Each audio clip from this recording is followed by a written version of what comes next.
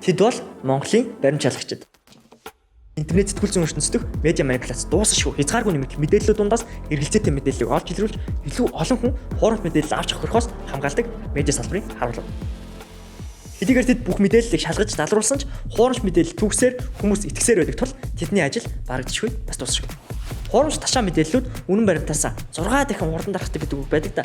Харин тэдний ажил бол аль хэдийн хүмүүст хүрчихсэн мэдээлэл байсан ч шалгаж, шалгалтанд нь унавал шеэр хийсэн хүн бүрт мэдээлэл хүргүүлж хуурамч мэдээллүүдийг залруулах. Гэхдээ дан мэдээлэл хүргүүллээгээ болчихгүй л дээ.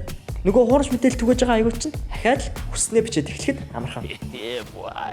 Тиймээс Монголын факт чекинг центрийн хийсэн баримт шалгалтад үндэслэн Метагийн хөндлөнгийн баримт шалгах хөтөлбөрийн хүрээнд хуурамч мэдээллийн үзэгдэл буурах мөн олон дахин хуурамч мэдээлэл түгээс аягуудын хандлт буурах боломжтой байдаг. Гэхдээ тэр хаягууд болон постуудыг устгах хэрэг харин байдаггүй юм байна. Мэдээж энэ бол хүний үг хэлэх үзэл бодлоо илэрхийлэх хэрэгчлөг хүндгсэн бодлого. Нөгөө хуурамч мэдээлэл түгээдэг хаягуудын үед харин үзэгдэл хандлт нь буураад эхлэхээр дахиад шинэ хаяг нэгээд нөгөө л нэг хуурамч мэдээллүүдэд чирээд ирчихсэн байдаг. За түүнийг нь дахиад шалгана, дахиад мэдээлэл нь хандлтын унав. Тэд өнөөдрийн хүртэл яг энэ байдлаар 1000 гаруй мэдээллийг баримтаар шалгасан.